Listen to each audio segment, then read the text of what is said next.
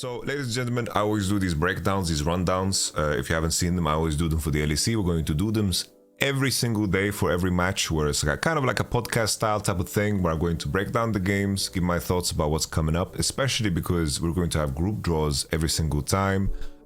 In this particular episode, we're going to be talking about how the bracket has evolved based off of BDS qualifying. We're going to be talking about main takeaways, giving people credit, and talking about what could have been different and so forth. Basically, a minor review of what happened in the game. So we just start off with game one, right, before we get to the nitty-gritty of the implications for BDS. In game one, there was qualifying series. Golden Guardians started off with Olaf ban, one of the champions that our boy Adam likes to play. Rumble ban was super precise and important. I think Rumble as a champion is something that works pretty well against what Adam likes to play. So I think this was a solid ban to keep. And then the Jarvan, I think this is just solid prep against Golden Guardians. They're removing Rel Flex, making sure that who he doesn't get to play that. Jarvan of River, he has legit carried games over that, and especially if you're looking to play some of the majors around mid, Jarvan can get value, and Jarvan also denies some of the AD carry picks that you want to play, right? And then I think Rumble in general. I think Rumble, super strong laner, also one of the best picks that, of course, Licorice likes to play. So I think these bans, super good prep. On blue side, I don't feel like Golden Guardians, their bans actually impact anything in terms of, first, how the series panned out, and also in terms of the mold that I put BDS in, right? It's like, sure, you deny Xayah Rakan potentially, that could be one if you have an eye on Rakan, but then you look at Golden Guardians 4-5 bans, this is insanely crazy that these are the bans, right? Nautilus Kalista gets out, and Labrov managed to play Rakan so many games, right? I think it's pretty crazy here that the enemy is already showing Maokai and you ban Lee Sin. That's crazy. Lee Sin, Ezreal, 4-5 bans. I feel like Golden Guardians didn't really accomplish anything with their bans. So you can argue Olaf is fine, Poppy maybe as a ban to set up Rel, that's okay. But in all honesty, not a lot was accomplished. Something that was strange for Golden Guardians, and this is something that Dom highlighted, Golden Guardians didn't really play any junglers that the River was actually playing throughout their best runs, and they were trying to find a different identity. Lee Sin a flex though. What do you mean Lee Sin is a flex? How is Lee Sin flex? Renekton is showing, Maokai is showing. You think Maokai is gonna go support to set up for a Lee Sin jungle? It's really troll. So Talia gets first picked, okay. BDS does a very strong 1-2 rotation, because Orianna, very strong blind, good into Talia if she goes mid. Renekton the same thing, good blind, Rumble is already banned, and also you deny the enemy the combination for Talia. K'Sante is perfectly fine into Renek, I think Renekton has the deciding factor there, and K'Sante can have some setup into Talia, but I think the fact that you deny the Renekton, and Renekton having a good matchup into K'Sante is super good. Yone gets picked too, and even though you have double AD on your solo lanes, Orianna and Renekton have full control in the most part for of course the early lane phase, and that is going to set up Maokai for success. Maokai is a champion that I think is teams that realize that this is a cheat code still will just get free wins when it comes to it. It's like Maokai coming into this series, I knew it's going to be a heavy one. I think Maokai, Rel, Ivan, Sejuani, Poppy are still very relevant junglers. We're going to have teams that are going to play some of the carry junglers that are going to execute that well, but a lot of risk comes with that, and I think in play-ins, Maokai will be king. So Nautilus Kalista, big setup for Rakan. I think that these two bans really set up Rakan for success. I think that GG's 4-5 bans really don't do anything. Maokai is already showing, Lee Sin ban, and then Ezreal. Rakan is for free, and they just 5-pick Sivir. I think BDS draft wives are super happy here. Very strange to me here that they pick a Mumu instead of Alistar. I don't understand why Huhi in this entire best of 5 didn't want to play Alistar at all. I think it's very strange. And then Kaiser blind, perfectly fine, and Mumu. I think not picking Alistar is very strange. I think Alistar is very strong on the patch. Nothing has changed about Alistar. Super powerful champ. BDS have a very good and strong, well-rounded composition. Shio's Lee is good, but they have Maokai, bro. We keep this in mind. It's like, what synergy does Lee have with what's picked here? I think this is very strange. I think that they should have picked Alistar here, and they don't need to pick Nautilus. Nautilus would invite many counters. I think they should just look to pick Alistar here. And I think it's like, okay, if you set up this draft situation and you trade Rakan Alistar, I think you're very happy to do so. You ban Ezreal to make sure that enemy 5-pick Ezreal is not good. Like Ezreal doesn't get super giga value against Ezreal. And then it's like your Alistar also is pretty good into Sivir because the spell shoot doesn't help you, right? And you know, all of that good stuff, right? Looking at the game, I think the key moments of the game is just the early game. I really like what Shio was doing. I think Shio was the MVP for me in this one. Heavy MVP in this one. We already discussed the draft, so let's just jump into the gameplay. Shio did 3 camps topside, and then he made sure that his top laner is secured. And then basically he did Raptor, Red, Golems, very standard stuff. And then he places a ward on the blue to make sure that Renekton can play aggressively. Puts a sapling in the other bush. Then he has a little sniff on mid, crosses into bottom side. Talia's not going to look to invade him, right? But instead here on the mid lane wave, the level 3 gank, such a timer. Gori just gets snacked on as he's walking up to Q this melee, and the timing of the flash, super good. And already it's like, if you're in such a position, dying already as a Yone, and Maokai getting value, top side secured, and then Maokai going into bottom side, this is such a wonderful start already. We extend this to later in the game. There's a point in time where basically we have the situation where we're going to have a 2v2 around mid. She was already around, he steps into river, and no awareness here. Gori loses his ultimate, loses a lot of HP. This should hurt him, right? It's like usually the way this should play out is that Nuke should be able to leverage this into a stronger Rift Herald position. You have, no ult on the Yone. Like here, Nuke can secure a base, keep TP, and look to pressure. You know, he can gain a lot out of here. Gori should be able to receive here. He was going to take a bad base because he lost so much HP, has no pressure. But somehow Gori just walks up, gets killed here. And this, of course, you know, is just a game breaker, you know? This just is a game breaker. Some of the homies in the chat talking about how Yone is like an ego pick. It's like Yone is very difficult to execute. You need to play super good. You need to play insanely well.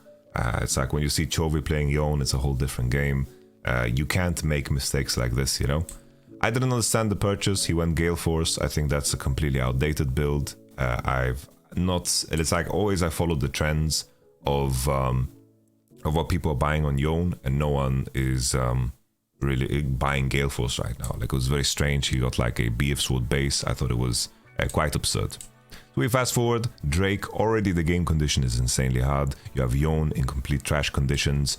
Here, the only hope here, Renekton uses ult to trade with Licorice. He pushes him out, but Licorice gets the base off. So here you're thinking, okay, Renekton is not going to have ult for Rift Herald. Maybe this is our only hope and our only chance. But let me show you what just played out on the Rift Herald situation. They're waiting for Kai'Sa to show on bot before they commit, because Sivir is basically saying, I'm hitting bot and I'm pushing bot. Let me find information on Kai'Sa before we fight, because if Kai'Sa's here, maybe they get a dream fight and they're gonna get going. But Kai'Sa shows on bot, Rift Herald, Maokai ult is rolling, they were soft contesting, ready for Kai'Sa to show, and now they commit, and then the Q flash smite into death, and the game is completely over, of course. Completely over. Complete annihilation. Something that I missed out, I think I missed a kill when Renekton used his flash, because Renekton used his flash on mid here. I'm trying to find the exact moment. Like, he comes here behind and snacks River. I just wanted to highlight this too, because Renekton had no flash because of this one. And this game is completely over. So let's talk about game 2. Game number 2, let's pull up the draft. Game number 2, I think that the only thing that I was really concerned about and the, I guess, strength of what the GG did, it's like they switched up, they banned Renekton, Orianna, and they went with the Talia first pick still. Alright, they want to stick to it. I think Talia mid, when some bans come out, is super fine and super cool. Depends on the team though.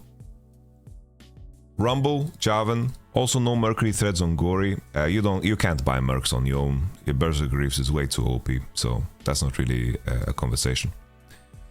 So Talia gets picked, Maokai Ezreal. This time around they keep the Talia flex longer. They don't lock in Yone. They bland K'Sante. Garen gets picked. Garen into K'Sante is something that we've seen in the past. This is something that Golden Garen should be aware of, that is coming.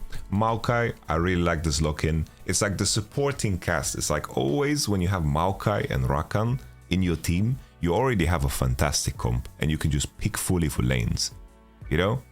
It's like you can pick fully for lane. For those people that have issue and suggest that they should have picked Azir, Talia is an answer into Azir. It's like people are very happy to play Talia into Azir because you can put down the rocks and Azir doesn't have an easy time shuffling in. It's like Talia into Azir is perfectly fine. This is not the issue. It's like calling out blue side to lock in Azir isn't gonna be like some kind of crazy game changer. I think that portion of it is perfectly fine. Maybe on the flip side you can say, well, Orianna is out, Talia is out, maybe you pick Azir away and the enemy doesn't have an answer. That part of the reasoning I think is perfectly okay, right? Talia gets picked, Maokai. Once again, I think Maokai is OP. I think Maokai is really, really OP. Ezreal gets locked in, and then Kalista, K'Sante. I think that Garen is just better against Kalista than Olaf is. That's in my opinion. I feel like Garen is sticky enough that Kalista's jump in whatever attack speed doesn't matter. Garen can find kills on Kalista. So Garen is incredibly sticky. It's like people that say Kite Garen haven't played against fucking Phase Rush Garen. It's like it's good. I think Kalista against Ezreal should be very winning for Kalista, but I think a big issue for Golden Guardians this series is that their bot lane matchups were not honest at all, and BDS kept being even, and Labrov had all of the space to do whatever the fuck he wanted. You know? Really, whatever the fuck he wanted. I feel like Golden Guardians, bot lane, they really don't know how to lane, and I think that it really showed in this series. Even though we didn't see much of the camera panning over to bot, just simply the conditions of how things played out were completely crazy. So Jax gets banned to set up the Garen in case K'Sante is flex, which is completely reasonable. Gori is a player that has played K'Sante. Alistair gets banned out by Golden Guardians. They also ban out the Syndra to set up the Talia. Perfectly fine, I don't mind that. Talia mid is perfectly okay. They choose to go for the Bel'Veth. Rakan once again gets picked on 4 with Nautilus out. That's pretty dry, right? But once again, Kalista against Rakan Ezreal, and you get to counter pick support. That should be like a very premium spot for most bot lanes. It's like, I can assure you that BDS would never do this against a team where they have a bot lane that can actually, you know, lane well. But Golden Guardians is not known for this. And I think that BDS got away with so much because they're just so much better around the laning on bot. And Nico gets picked, so Nico, I saw right away that this is going to be a support Nico. It's like, in regards to the lane, I feel like Nico should be strong enough against Rakan and Ezreal. There's some fun synergies you can do with Nico. I think the main reason they wanted Nico here, right? The main reason they wanted Nico here is because they wanted to like block and parry the Maokai ult, right? And then Nico can W and catch some saplings. That is like the main additional reasoning that you can add to Nico. But of course, we've seen like you can play the Lissandra here. You can do some action with that. It's like, even though Nico isn't amazing, and I'm not so super gassed about like the support Nico, I understand why they pick it against Maokai showing, because Kalista Nico should be able to pressure Rakan and Ezreal. Some people in the chat are talking about how they should pick Camille against Garen. Here, putting K'Sante mid is definitely an option, and then just picking Camille against Garen is unplayable for Garen. There's definitely ways to counter the Garen, and then I think that their draft would definitely be better. I think that does sound better than what you guys like, than what played out, right? It's like countering Garen, and it's like K'Sante mid would have a really hard time regardless. It's like the counter argument, right, is that if you put K'Sante mid and pick Camille, let's say the BDS pick Cassiopeia on 5, I think that the game is just lost. I think that they just can't play the game. And I think that's what you have to keep in the back of your mind. It's like, if Cassio gets picked on 5 into K'Sante, is the game just fucking GG? Could be that the game is completely GG, you know? It's like you can pick answers into Garen and have a good time, right? But if you send K'Sante mid, I think that your comp just completely falls apart against the Cassio pick. So I think it's tough, you know? I think that's like the counter argument for sending K'Sante mid. Like, I think if Cassiopeia gets picked here on 5, I think it's really, really rough.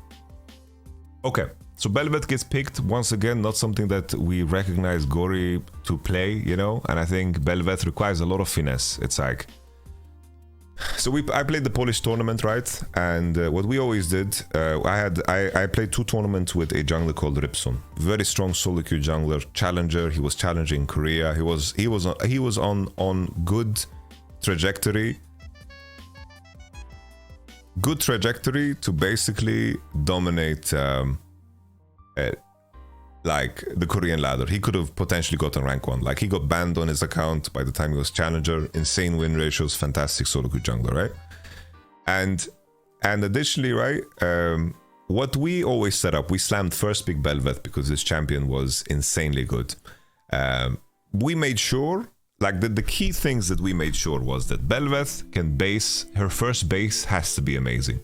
It's like in every game we set up like noon quiver bases. Everything was about making sure that Belveth had insane bases. And then at the same time, we made sure that we had insane level 1 on top side, and also we made sure that we have insane level 6. So we always played Belveth, Rumble, Tristana as an example.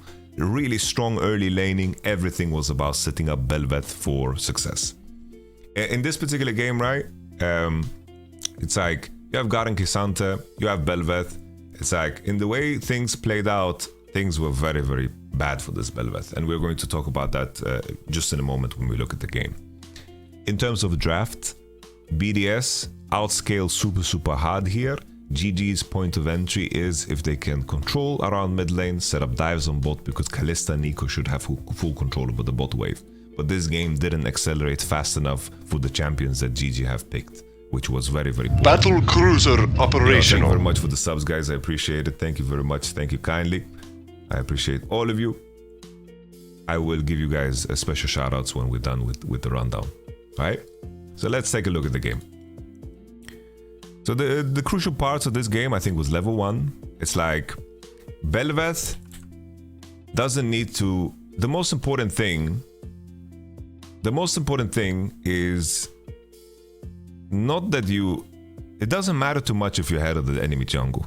That's just a side note, it's a footnote. You need to be ahead of the game. You need to set the pace of the game as Belveth. Because if you're behind of the game, you're not going to be super useful. There are certain jungle champions where the comp needs to be complete without you being picked, right? And I think this is crucial. In this particular game, we have this dance around Raptors, and this delays both junglers. But Maokai is so happy with this circumstance playing out. It's like River is very committed. River on Belveth. You are insanely strong level 1, so he wants to leverage that. But Maokai has so much burst with the Q smite, so you need to be wary of this, you know? And I think if anything, you know, River needed to commit all the way and hit the Maokai. He needed to hit the Maokai, he needed to commit all the way and hit the Maokai. Because it's like, in theory, Belveth level 1, bro, you have fucking 4 spells level 1. In theory, right? Yeah, you have your Q is omnidirectional, you have 4 Qs. It's like you're so strong level 1, you need to just slam your balls down and fight, and then even go so far to ask your Talia to commit with you. Because it's all about getting Belveth ahead. But this extension happened for so long.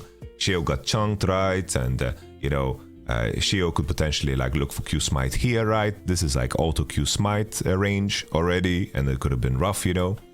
I think it could have been very tough. It extends, and now he's just looking, flashing the SK banner. You know, Shio is very happy with this. He's very happy with these conditions, like River, and now decides to walk all the way on Shio, chunk him, and then pushing Shio out. This is something that could have been done already before. Keep in mind, the smite is 600, and then like Q is about 140 there with basic, like he for sure has the lethal. So Shio is looking, and then eventually it's like River just Qs towards him and pushes him out. Like, this is something that should have happened all along. But now it's like the first camp is complete at minute 3. At minute 3. It's not worth it at all for Belveth. Because even in a world now where Maokai, if he secures his Raptor respawn, River is so far behind. So far behind. But River gets kind of saved about something that happens a little bit later. So Shio here loses his flash. River tried to extend and he tries to punish further. but it's not that big of a deal. Still, River here taking blue is not that big of a deal. You know? Let me move my camera so you guys see the minimap. It's not that big of a deal. Because here Maokai clears his top side, and then he crosses over to do the Gromp, and then he does Raptor respawn into Wolf respawn. He'll be in super good condition. Belvet's second spawn camps are going to be so late in the game. So it's like these invades are not super impactful. It's like we're on 340 and Belvet is level 2. And Shio is also level 2. And Maokai, his buttons, they speak for themselves. They speak for themselves, right? But let's continue. Here, Gori had very good conditions on mid. I think that's worth highlighting. Nuke was getting pressured, but Azir is a champion that got nerfed on the Q. So his early is definitely weaker. This is the situation topside with Shio having no flash, you know.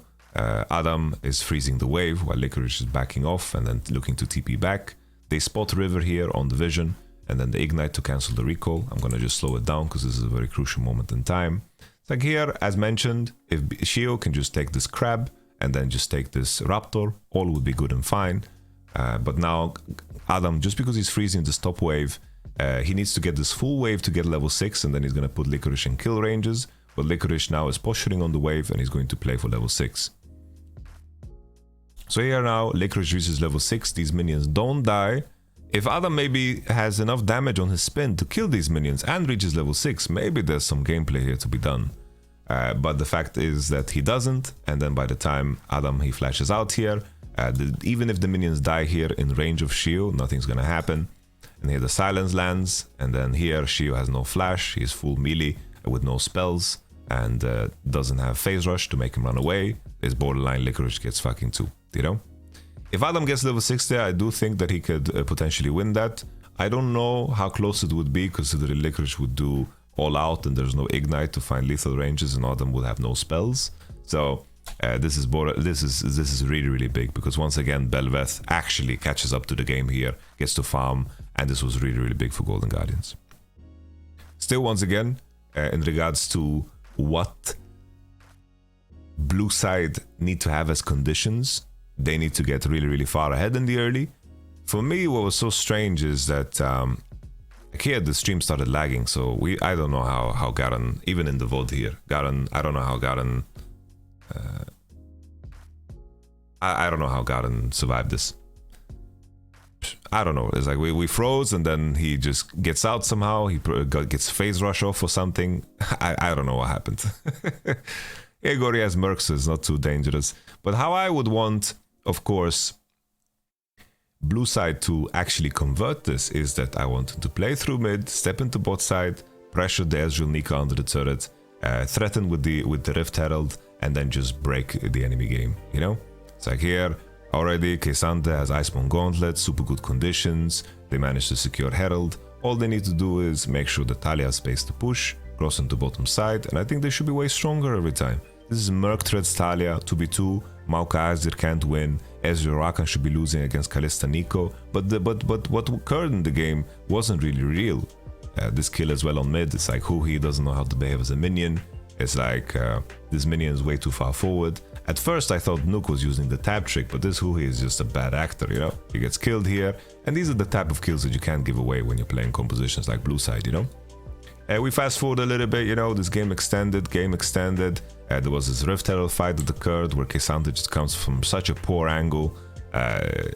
Here K'Sante just tries to walk in on Maokai saplings, loses all of his HP. You know, K'Sante needs to be the one carrying these type of fights because he's walking in here with 2 core. But instead he's just walking through saplings, he engages on a very flop timer, and Licorice is no HP before the fight even starts. And BDS, even though they lose the Herald, getting a kill here and the first move into mid is so big for their composition. We jump forward. Very bad Drake roll for Golden Guardians with the Chemtech, but I think their composition scales so poorly that it wouldn't matter at some point. We fast forward. BDS managed to get 2 core, and then at some point I want to understand why they felt keen to start Nashor when they did. Because this was, of course, the climax of the game. There's a point in time here is where they start Nash. Let's take a look at what information they have. So Talia is showing on top wave, bot wave is even, K'Sante is behind BDS, and BDS, they have no vision. Blue side has no vision around Nash, but they decide to just start without any crucial information. I thought at the time the Golden Guardians actually are getting a opportunity here to fight, because BDS don't necessarily need to rush, you know, the time is their friend. The Golden Guardians are very happy to get a fight where the enemy team is doing Nash like this. You can see Labrov is already working on a flank, but he gets spotted on the pink and he's going to be late into the situation. But I thought it was just weird how, you know, Golden Guardians actually approached this, because I don't know why they are paying attention to this Garen. I think that Shio being in the pit and then forcing forward, like they could have done so much here in my mind. I think also this Talia wall could have been placed better, maybe more at this angle, and Talia could come from here and then they can step in, and it's like here collapsing on tree would have been so good. All you can think to yourself is like, oh, we just hold some kind of CC for when Garen collapses on us. I think that Shio being here is like so damn criminal, you know? It's like you can send Nico clone to block the Maokai ult, you can look for a fight. Adam was looking so juicy here, like he bought so much time, and this fight is so split, and 6A went all the way in to finish him. Maokai managed to get the Nash close up, and then the fight is just over because this fight was so split. But even at this point, you know, 2 core already on Ezreal and Azir makes the game very difficult to play, and the game is now over, you know? The biggest issue here is that they didn't pressure bottom side at all, and Ezreal, Rakan coming out of this game, even just props to Crowny and Labrov. I think in terms of who gets MVP in this one, I think it's tougher to say than the first one, because I think Shio was like the clear MVP in this one. But I have to, like in my mind, I would have to say I have to like angle towards Labrov, you know, considering how impactful he was, you know. I think Adam was also super good, but at the same time, you know, if we think about the early game, this game got a little bit dangerous because Adam and Shio like in the top side, you know, and GG, you know. All right, let's look at game 3, the final game. Game number 3. Game number 3. BDS, once again, they just pick Rakan. This time around, GG banned Maokai, Talia, Renekton. Rakan out, they banned Xayah 2 games. They think Xayah is super OP or something, so they just slam Xayah themselves. They pick it, Xayah Jax. Jax is a solid blind into what Adam likes to play. I don't mind that at all. They look for Ezreal. Like if they laned Ezreal against Kalista, for sure they can lane against Xayah. Ezreal is a decent answer into Xayah. And then Orianna blind. They prefer Orianna blind over Azir. I think that's perfectly fair. I think that's cool. I think Orianna is very solid and super good against Xayah. This 1-2-3 is beautiful for BDS. Already their comp is complete. You can round off 4-5 with a lot of different variations. They have a very good, strong, solid base, you know? Azir gets locked in. Azir into Orianna is a matchup that we're going to see a lot at Worlds. I think that Orianna's early lane phase has gotten a lot better, and I think that Orianna can compete with Azir early. And the biggest leverage that Azir has against Orianna is, of course, the sweep and the swoop, and I think that that is the key thing. Here, surprised to see the Darius ban and once again the Lee Sin ban. I don't think Lee would have like a fantastic spot or place here, like they just banned Lee. Shio can definitely play Lee as far as I know, but I don't think it's like a big enough prio to just ban 2 games. Here, Azir, like Darius as well, I would rather play Jax against Darius than Jax against Garen, but to each their own. I think Jax should be fine into Garen too, but Garen does have moments where he has kill ranges. For me, I think Rakan is just broken. I think Rakan prio, I think BDS had a very good read on jungle prio, like support prio too. I think Rakan Maokai and then Rakan Sejuani, it's super juicy, super juicy. Nautilus gets banned again, so it's like Rakan got picked 3 times and Nautilus got banned 3 times too, and then they pick Leona. Once again, even in this spot, I'd prefer Alistar. I know Alistar into Ezreal is not the greatest, but I think that's fine. I think Alistar is just a higher quality champ than Leona. Braum and Taric is unplayable. Don't pick Braum and Taric. I think Braum and Taric is unplayable. Here BDS, I think it's just a choice. I thought they're gonna look for Ivan here over Sejuani, but maybe they just don't want to give the enemy Jax Sejuani as a combination, right?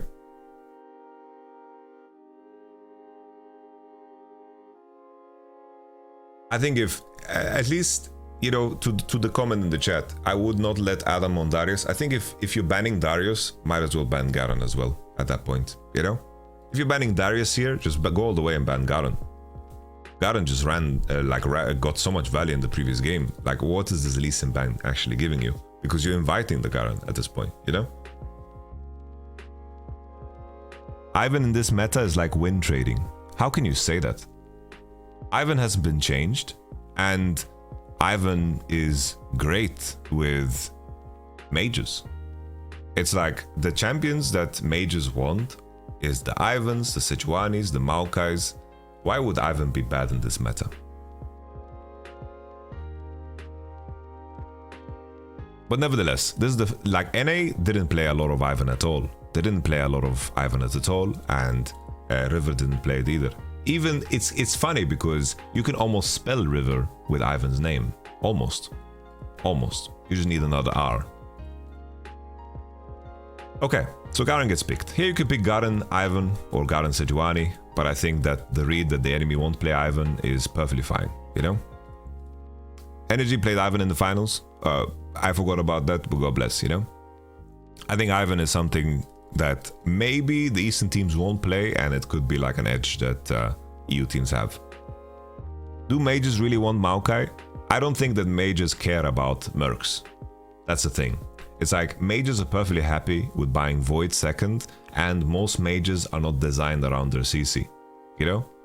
They're not designed around their CC. If you're playing, like, for example, LeBlanc, then it sucks ass, like the old LeBlanc, right? Or like the assassin mid laners that want to buy Pen. Maybe with Syndra you can argue that Maokai Syndra is not that great, but I feel like Syndra has enough build diversity to not care. Yeah, you can go for the Nemesis build, right, where you go like Leandri and full CDR into Void, and that's perfectly fine. I think that these are the pairings that you want with the mages. I don't think mages mid give a fuck about enemy buying mercs. It's like, I think that these champions are very fine with buying Void second.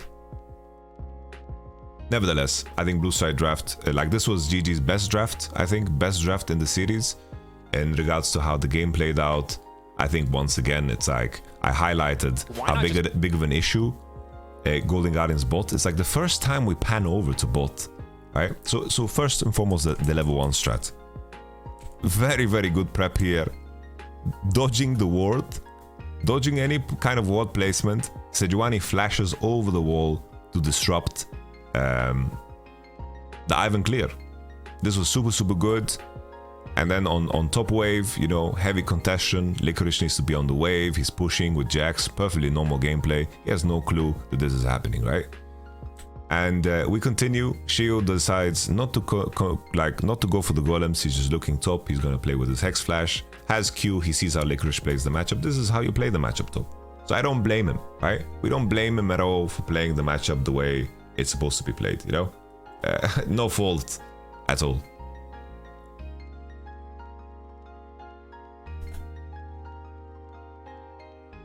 Nemesis mentioned never buy Void unless you have Rabadon. On Syndra, I think that makes sense because you have true damage, right? And you want to find kill ranges with your R, but in general for mages, they don't mind buying Void. And there's cases where you have to buy Void on Syndra, you know? But nevertheless, here, Shio has Q. He smacks him. Licorice doesn't know what the fuck hit him. Beautiful. Ivan is late here. Sejuani used Tempo to go for the top gank, so Sejuani will be late for his own red. In other cases, if there's no top gank and let's say Jax respects us, then Sejuani will take 3 and then defend his red, and then Ivan will have no red buff, right? And disrupting that level 4 hit is super, super good. How you counter Orianna this meta, Yamato? I think that you can potentially play Tristana. I think that you can play Syndra. I think that you can play Azir. I think these are like the high tier answers, I would say. But Orianna should be strong. As Orianna is probably the strongest blind on the patch and the most well-rounded champion. Xerath, my issue with Xerath is that I don't believe in artillery mages that much. I think that Xerath is very ult reliant. I don't think that he has the space to pressure with Q.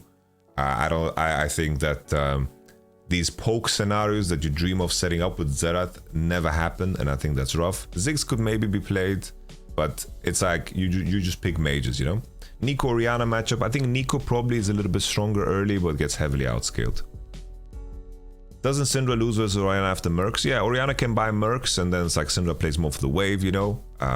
So there's some things you can pick into Orianna, but I think Orianna is happy in a lot of cases. And nevertheless, we continue. It's like this is the first time we see bot. Ooh, he has no flash, no HP. We don't know what the fuck happened. What happened?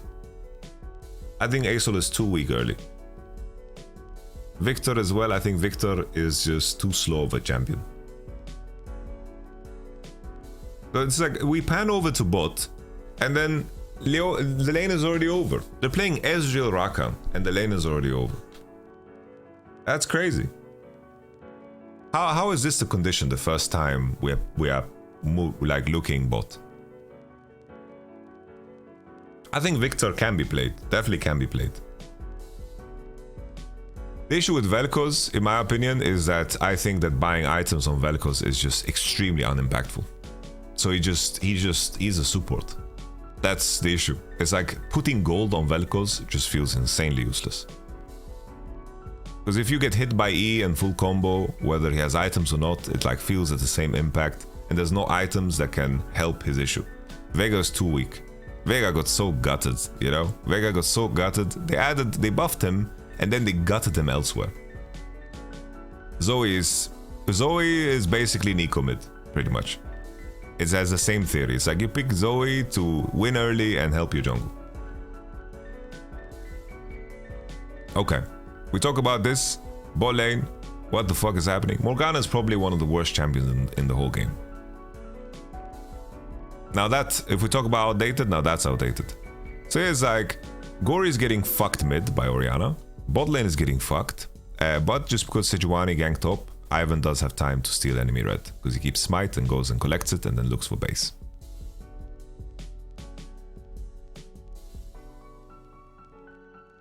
Sejuani spent so much free time around top, securing Adam's lane. Licorice could barely play. I think Jax is pretty fucking solid against Garen. After the first blood, didn't manage to get the base. Sheo saves him from that situation. Garen can push in all the way, and then he bases. Super important. He gets Berserker Greaves. We extend a little bit further forward. Here it's funny because Stixxay buys Recurve Bow and then he buys Kirsch's Shard. Loses a lot of value on those purchases. It's completely it's a mess. Full control over bot side. They secure the Hextech Drake.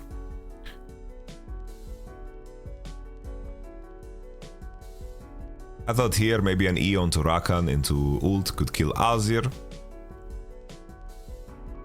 But Ivan manages to secure Herald over the wall, which is a little bit of a consolation prize. But Sheo was so damn busy this series. So damn busy. I'm curious, do you think R5 Ivan is optimal pick? I think Ivan was brilliant here. Like, Ivan is super strong here. You have Ivan Jax together, really strong in the front to back when you have mage versus mage. I think Ivan was a really, really solid pick.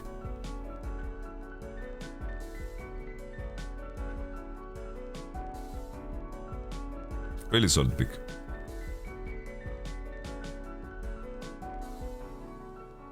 Trying to remember like the most crucial moments in the game, but I think just the fact that Sejuani was there on the most important timers of top. Made Garen super strong in this game. BDS did a better job of making sure that the Drakes landed. Jax got chased around the map and Garen was super fed. Ezreal and Rakan conditions are super good. This is where Stixxay has the Kirsch's Shard with the Recurve Bow. And he just sells it on next base and buys Kraken, which was kind of funny.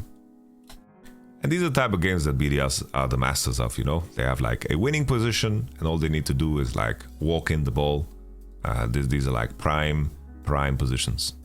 Here we see Adam on his Garen getting a little solo bolo action. Boom. Boom. And then the Azir ult to push him away. Not as if Licorice could do anything at all. He's level 10 to 12. Adam just completely demolished this one. This was unnecessary for BDS to overposture. There was like 2 moments where I feel like BDS gave them more than they should have. I think once on the Sivir game, Crownie overextended, and then here as well. Yamato's GG frauds, kind of, yeah. I don't think they improved at all since summer. And BDS showed that gameplay is king. Little Drake secured, no problem. We will see the Jax just fucking queuing onto the wave here.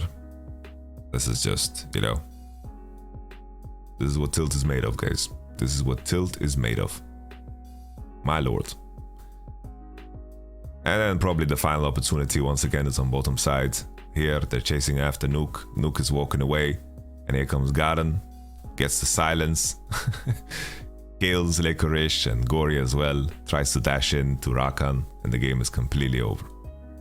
The game is completely over. Alright. For me, this one, I think Shio completely smurfed. But I think that what Adam did in terms of how he converted his lead and pressure from Shio was super beautiful. I would say that Garen, Adam for me is the MVP in this one. I think across the board, you know, across the board, I think this was such a good look for BDS because I think Crownie in his own team, he did his job, but he was also the weakest performer of his team, which is that is not an insult in any way or form. He was piss chilling and through bot lane. So it's like in terms of how the whole series played out, right? I think the key thing was Labrov had the freedom to do whatever the fuck he wanted. He impacted mid super well. Shiu was always better out of the early game. And then Nuke and Adam just were playing better than their counterparts. Individually, I think that BDS was better in every position by a wide margin. There was no point of entry here for Golden Guardians. Team play better, preparation better, really good bans. I really like the Rel, Rumble, and then removing as well the Jarvan. Really good preparation. I think they hit them right in the knees. While Golden Guardians' preparation was very poor. I think that their preparation was very poor, the read on the meta was very poor, and I like that BDS kept it simple. I think that BDS, barring from top side, I think that from top lane, I think that they definitely, you know, showcase drafts that we're going to see at this tournament. You know, they definitely showcase drafts we're going to see a lot at this tournament. We continue. I think in regards to BDS, I was concerned about their lack of experience. I was concerned about their limited time and their preparation. I think that they showcased that that doesn't matter as much. And I think that them having a healthy break is going to be very meaningful now, because I think that through play-ins, I think their side of the bracket is an easy one, you know? I think this is going to be super good for them. I have to say, I don't know too much about Team Wales. I don't know much about a lot of these teams, but I'm going based off of past, of course, performances from these regions, you know? I think that BDS should be able to qualify through this, and they should be able to have a good time. Yeah? I think they should be able to have a good time. I think that BDS and PSG are going to make it through. Junjia, and then of course BDS, they should be able to make it through. But I do add as a little extra point here is that you shouldn't underestimate teams that have managed to win their own regions. Because usually teams that have won their own regions means that they have a very strong identity built in. I think that they have a very strong identity built in, and it means that they have done well in their region. And teams capable of winning means that you can't slip. You can't slip. Last year at Worlds, we lost against Lowland Lions. I wanted to call them Lowland Lions. We lost against Loud.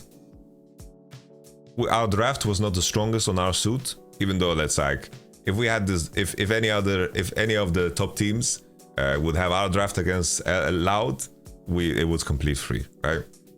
We had Caitlyn, Fiora, Sejuani, like we had complete free win. Nevertheless, I don't want to get into that. My ego is coming in a little bit too big. Loud, as a team, they can definitely find wins if you give them the opportunities to. I don't rate Croc that high, but I think Root is super, super good. I think they have an identity to build by, you know? So even though I think BDS and PSG is favored, they should be on paper gameplay-wise the best, even though I don't have that much information on the other regions. Don't underestimate teams that have actually managed to win a lot of games in the region. Golden Guardians, they were a team that already struggled in summer, and I think that in my mind, I assumed they would do a better job of converting this big time span in between because of the peaks that they found before. But Golden Guardians was a very, very big disappointment, and BDS showed up big time. Big key points, I think. BDS, Shio was on point. Shio was on point. I think that Nuke continued the level of performance we saw in the best of fives, and I think Adam was Adam, and Stixi like Crowny was Crowny, and then Labrov played 3 games of Rakan. I think Shio really had a fantastic series. This was definitely like the worst we've seen out of Golden Guardians. I predicted BDS to win, but I didn't predict it to be this dirty. Because as someone mentioned, you know, on Euphoria I said like 51-49. I think if the series goes long, I think Golden Guardians' experience is going to shine through. But it just didn't matter because I also mentioned that I think BDS do have better gameplay. They do have better gameplay. So once again, a lot of props to the coaching staff. You know, this is the first rodeo at the World Championship. Really good to start off this way, you know. Go to one, Striker, the rest of the staff. Shout out to all of the players too. Really excited to see their progression.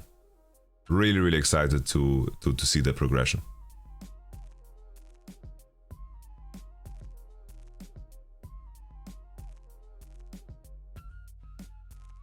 I think if I have to pick a series MVP, it has to be Shio for me. I think Shio did so much. And then I think the rest of the players really converted. I really like the more silent heroes, you know, Labrov and Shio. I think that that's really I really like this type of stuff. And I think that usually the people that serve things on a plate and then you convert, I think Nuke and Adam really converted well. It's like any advantage they got, you really felt it in the game, you know? So that's super cool. Really good.